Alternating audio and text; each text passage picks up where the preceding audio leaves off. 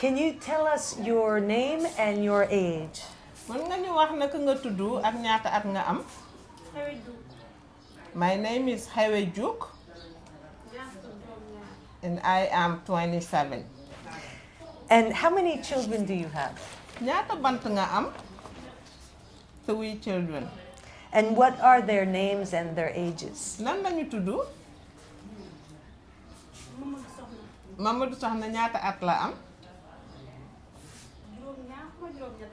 Mamadou am na is 8 and a half.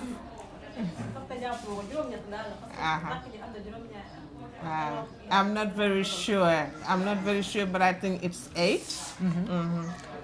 Et le prochain? Nu mu tudd ki tegu ci Mamadou nu mu tudd?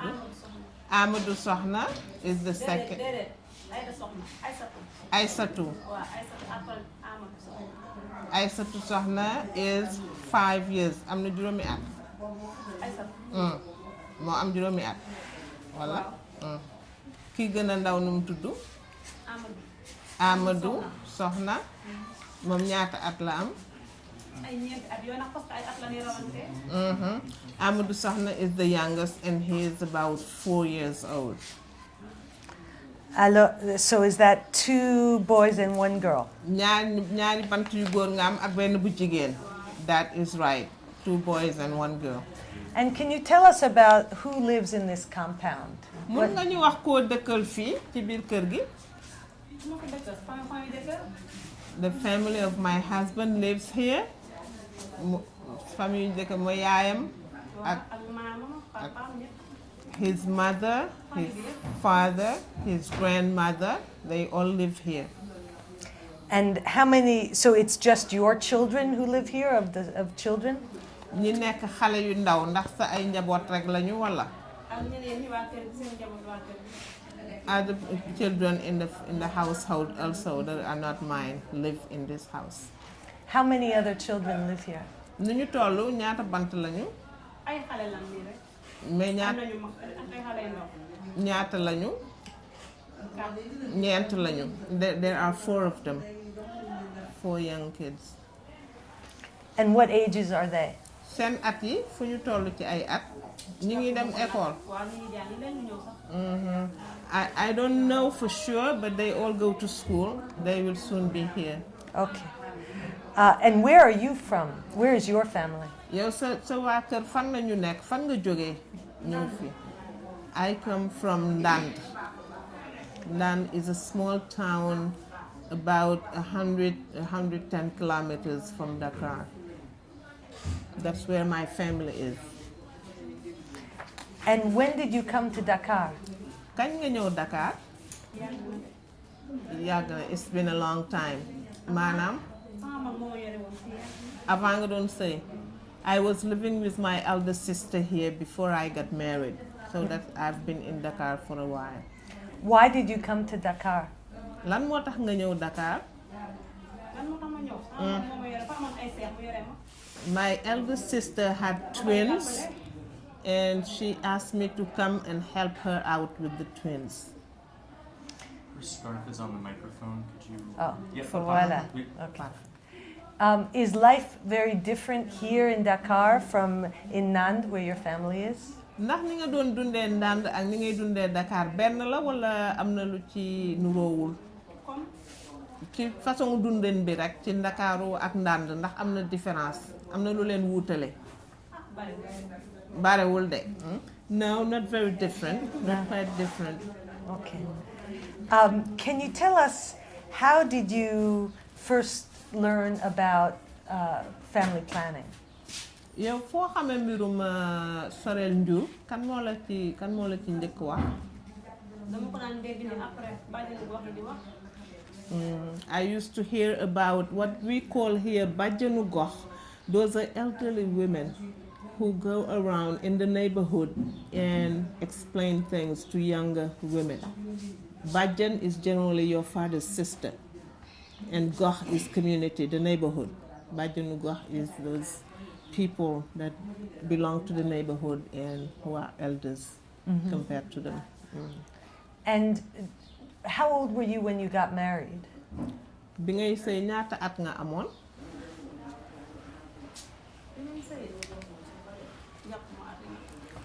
I'm not sure. I can't remember how old I was.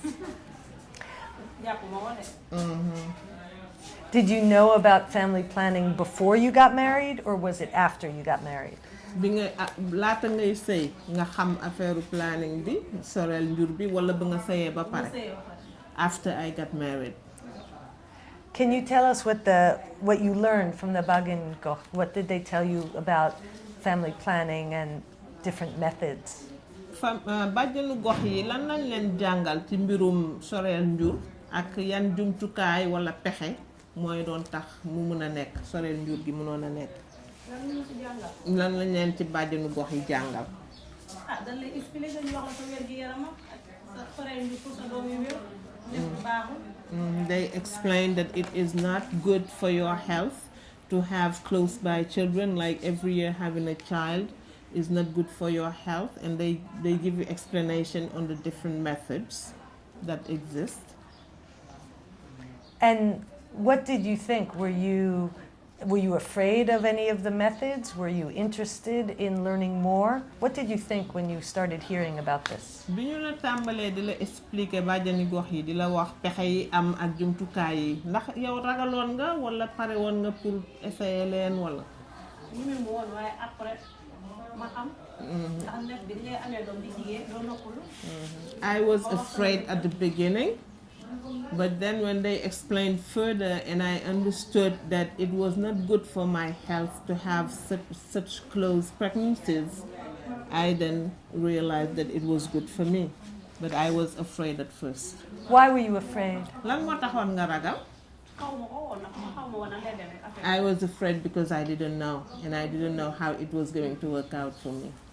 Had you heard rumors, or had there been pressure from other parts of your family or religious leaders not to use family planning? Est-ce que dafa am loo li nga ragaloon dafa am loo doon dégg nit ñi di ko wax wala am ñu la doon tere wala am lu la ci doon gàllankoor daal ci wàllu mbokk gi wala biir kër gi wala kilifa diine yi wala. I used to hear people say that it was not accepted or allowed by Islam, and that it was not a good thing. But did you learn differently? Mais gannaaw loolu biñ la bi leen bàjjenu gox yi commencé di wax nu muy demee ndax mujjoon nga bañati ragal wala. Ca njëlbeen nanguwul woon. I was not afraid anymore, but at the beginning my husband did not agree with family planning. Why did your husband not agree at the beginning? Lu tax nanguwul woon ca njëlbeen moom tam dafa foogoon ne affaire Islam because he also thought that it was not allowed by Islam. So what happened? When did you start talking to him about family planning? Yow kañ nga door di waxtaan ak moom lu jëm ci soreel njur sa borom kër kañ nga commencé di ci waxtaan ak moom ku mujj ki nii. We started talking about it after I had my last child, the youngest one. And can you tell us how the conversation went and what you said and what he said? Waxtaan wi nan la demee woon ci seen diggante lan nga ko wax ak lan la tontu ba ngeen ci commencé waxtaan. dama ko wax mun ma moom d'accord ci yooyu après may wax après ma wax bàjjenu gox bi ma wax ak moom ba mu d'accord.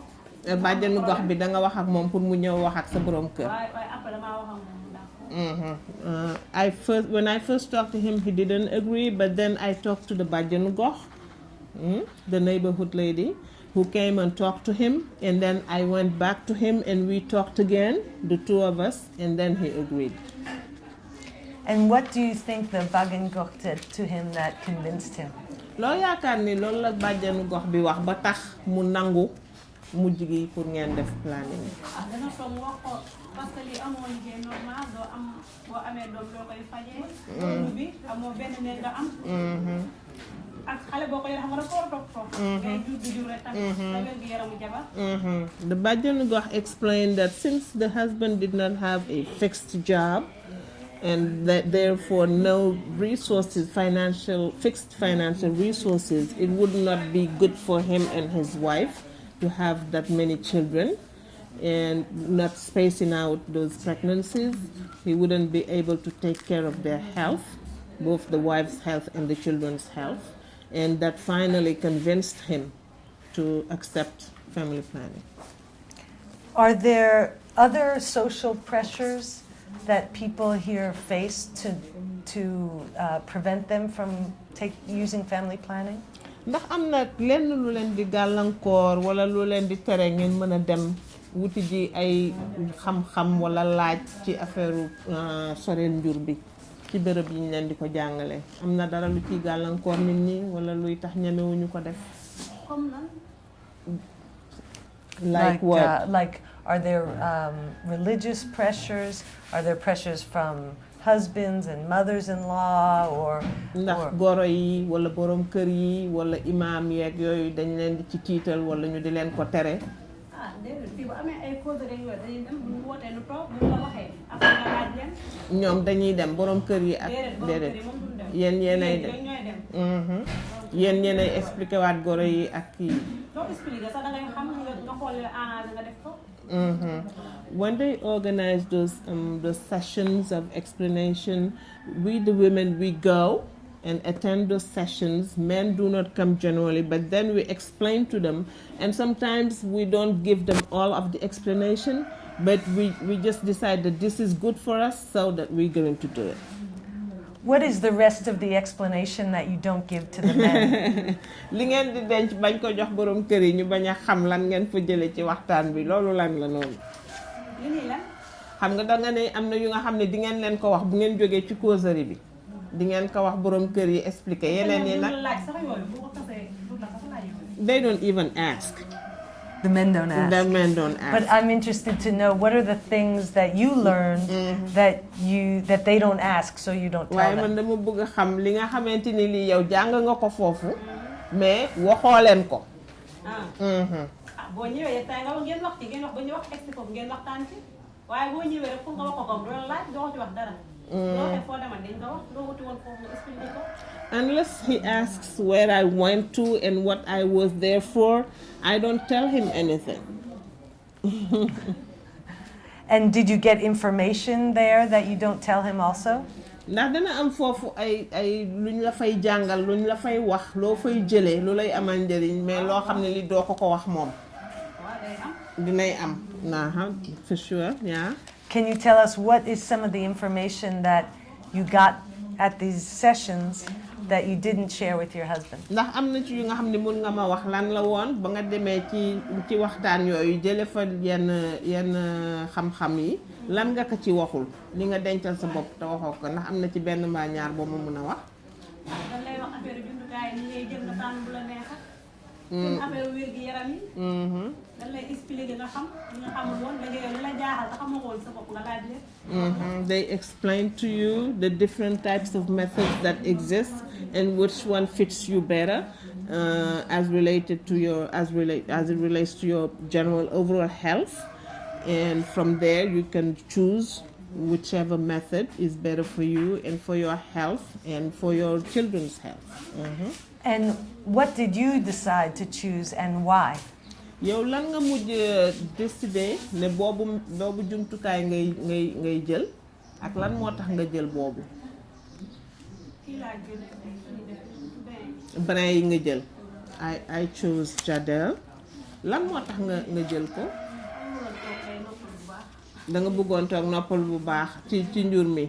I wanted to rest for a long time. I wanted to space both pregnancies so that I could rest. Can you explain to us why Jadel helps you do that? mën nga ñu wax naka la Jadel di la jàppale pour nga mën a noppalu soreel sa njur nan la ci Jadel bi di jàppale brin yi. pour nga bañ doo am. mais Jadel helps you to not fall pregnant. Yes, so what I'd like her to do is to explain to us the benefits of Jadel, how long it lasts, if you can take it out and get pregnant again, you know, the reasons that she chose that. li ma bëggoon a xam dëgg-dëgg mooy lan moo tax yow nga jël boobu jëloo beneen ndax léegi boobu boo ko bàyyee mën nga ëmb wala ñaata at nga koy garder yooyu la bëggoon a xam. 5 ans la wax de. Juróomi at 5 years. I can stay for 5 years with it without being pregnant.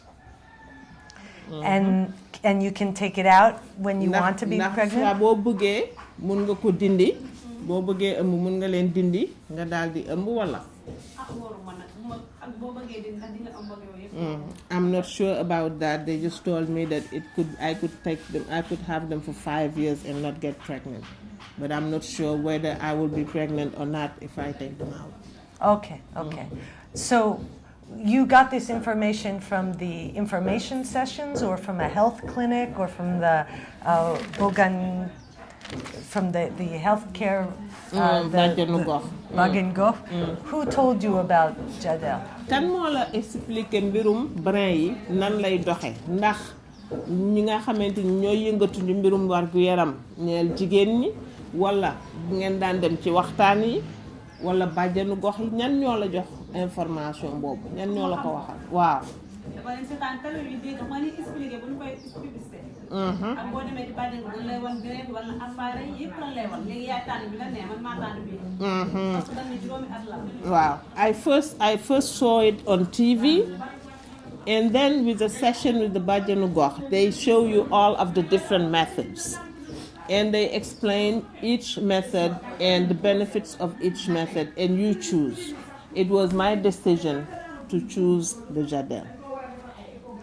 And the Bagan Gox, do they work for the government and the health center, or are they volunteers in the neighborhood? Can you tell us who they are? mu ne bàjjenu gox yooyu ñan lañu ñoom dañuy liggéeyal gouvernement bi wala dañuy liggéey ci centre yi wala dañu dëkk ci gox bi rek di jàppale nit ñi te kenn fayu leen wala ñoom ñooy ñan bàjjenu gox yi. ci koñ yi dina leen léegi ay quartier bu nekk lay am benn maire. xaw ma nag dañ leen di fayal ba noonu léegi boo amee dara looy laaj da ngay laaj nit nga leen xam-xam yooyu ñu expliqué la. soo jàllee ci dara nga laaj la ñu def ay causerie di wër ci kër yi di expliqué jigéen ñi. mais xamuloo ndax dinañ leen fay xamuloo tam ku ñuy liggéeyal. I'm not sure whether they work for the government or the health center or anybody else. I'm not sure whether they're being paid or not, but they are people in the neighborhood. And if you have questions related to your problems as a woman, you can go to them. They also go house by house and hold those sessions and explain to women. But I'm not sure whether they're being paid or not. Right, that's okay. Do you know any women who are interested in family planning but are afraid to ask? ndax xam nga jigéen ci gox bi wala ay jigéen rek yu nga xam ni bëggoon nañu xam soreel njur nan lañuy def ba am pexe yi ak jumtukaay waaye ñemewuñu laajte ko wala ñemewuñu ko wut xam na am nga jigéen ñoo xam ñu nekk ci situation boobu waaw te ñemewuñu am daal samay morom bu ñu toogee ñu ciy waxtaan mën naa def leen baax naa leen waaye gis ma koy ragal ak We generally discuss about it with people my age. We talk about it, and I encourage them to do planning, family planning, but there's no particular fear with them. What happens when women can't get family planning? léegi buñ ci mënul jot buñ mënul yegg ci jumtukaay yooyu mën a yegg ci centre yi ñu leen di ko jàngalee wala ci bàjjenu gox yi lan moo mën a dal xale yu jigéen yooyu lan lañ ci mën a jëlee lu leen di gaañ wala.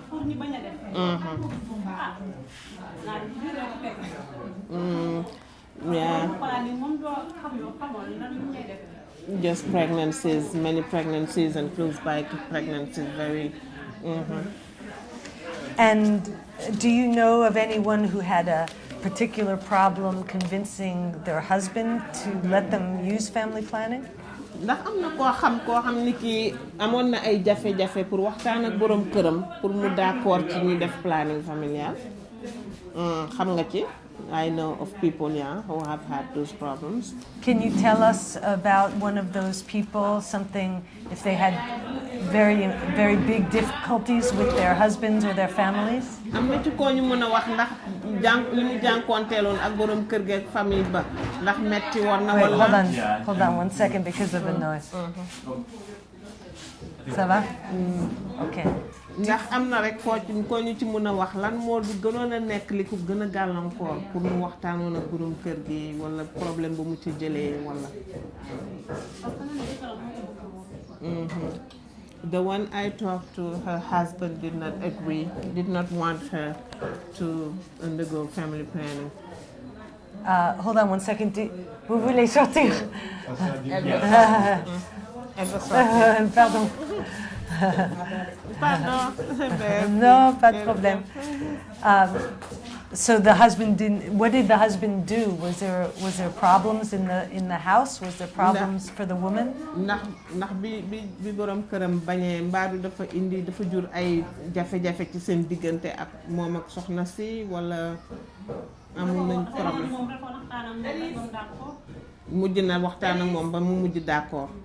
They ended up agreeing. She convinced him that was a good thing to do, and he ended up accepting. Okay. And what do you think are the benefits for making family planning available for people in Senegal? What are the changes that happen for Senegal? ndax seetlu nga ni ci biir réew mi am na ay coppite yu fi am yoo xam ne soreen njur gi andi na ko ndax am na ci ay ngëneel yuñ ci gis ndax am na ci ay bénéfice yu ci nit ñi jëlee wala déet. am na moom parce que boo daan amee jigéen man amuñu woon jot pour toppatoo seen bopp toppatoo seen war a liggéey wala dara amuñu ko woon. léegi nag boo yorul doom di nga mën a uti liggéey. def ci sa bopp. There are actually many changes, starting from better health for women and the children, and also much more time for women to involve in other activities. What kind of activities? yan façon activité la jigéen ñi mun a am bu ñu nekkulee di jur mun a am jot pour def leneen loolu lan lay doon.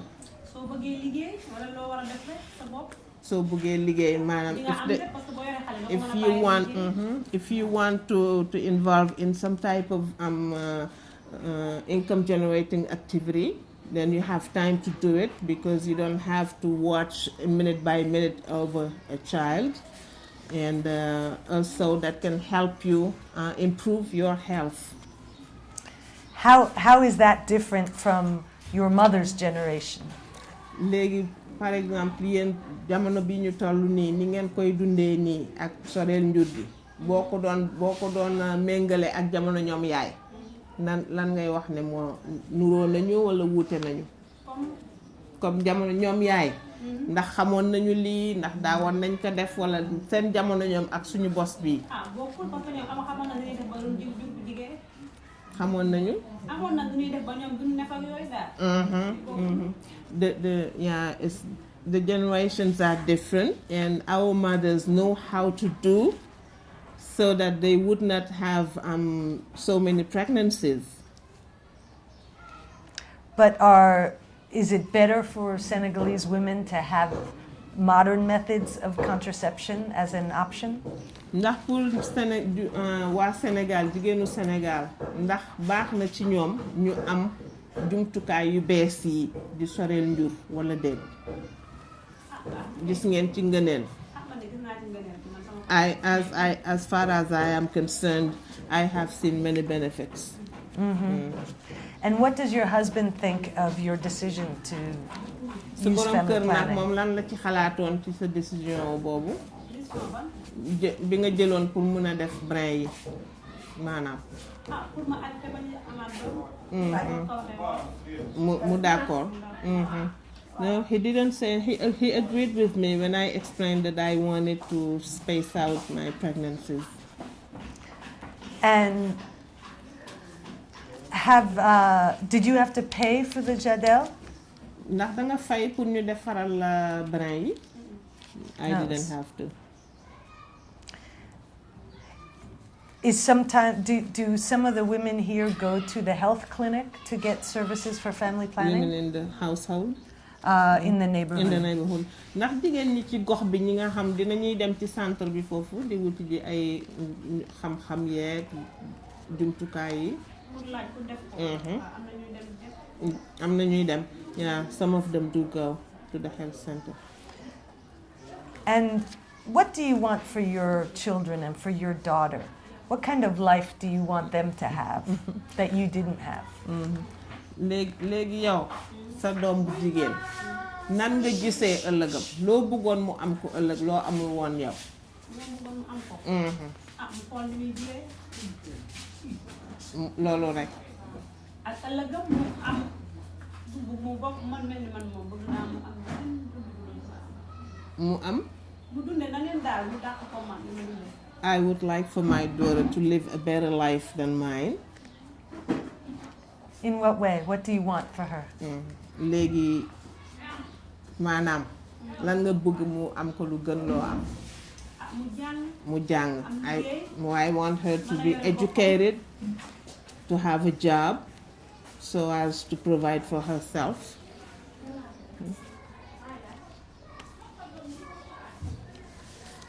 And do you think she will learn about family planning earlier than you did? yaakaar nga ni moom dana xam lu jëm ci mbirum soreel njur ci laata muy yegg ci at yi nga yeggoon yow ba nga koy xam nga yow yéex nga ko xam ba nga sëy nga ko xam ndax moom bëgg nga mu xam ko laata muy yegg ci atu sëy wala déet. She will know definitely. She will definitely know. lu tax mu kay. Because nowadays everybody knows about it. mais bu nu yow li ma bëgg nga wax ma ko waxagoo ma ko. mooy fan la koy xamee. fan la koy xamee du dégg comme ni mu koy waxee nii. waaw. mango she will know through TV, through hearing parents and people talk about it. Will you talk to her? ndax yow di nga ci waxtaan ak moom. déedéet not now. No, mais but when she's older. Inshallah. xale la. Is there any way we could, if you could ask her again to talk about what she wants for her daughter? It was kind of cut up into lots of different things. If you could just say for her to sum it up one more time of what she wants for her daughter, the education, the work, and the family planning, all maybe in 1 or 2 sentences. mu ne dafa bëggoon nga dellu siwaat ci li nga yéene sa doom bu jigéen pour ëllëgam. waaw ci di mbirum wax nga ma waxu jàng watu liggéey munal boppam boo ko mënaatoon wax ci benn kii bu tënk ko. pour mu jàng moom am liggéeyam yor boppam. Be educated.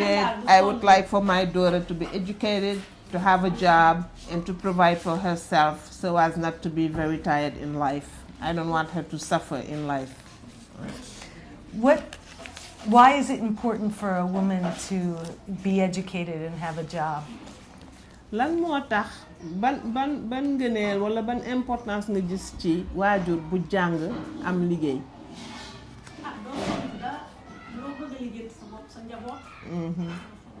If you are educated and you have a job, you can provide for your family. You don't wait for anybody to do anything for you, and you are just well off. And what work does your husband do? sa borom kër lan lay liggéey.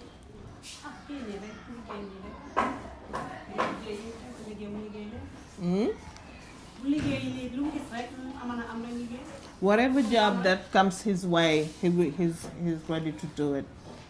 And do you do work outside the home? ndax yow da ngay liggéey gannaaw li ngay def ci biir kër gi am na liggéey booy liggéey ci biti wala liggéeyuloo dara lu lay indil dara. No. And did you go to school? yow mos nga dem l'école? No. But your children go to school? mais sa njaboot ñoo ngi jàngi? Yes, they are going to school. Okay. And what do you think people outside of Senegal should know about why family planning is important for women here? léegi bu fekkoonte ni doon li mu la bëgg laaj mooy lan nga xalaat ne ñi nga xam ne ñoo ngi ci bitim réew Sénégal ñoom nan la ñu gisee ñun li ñu soreel njur indil ci Sénégal ngëneel yi mu indi mën naa ko waxe ne ndax ni mu ko mën a waxewaat mooy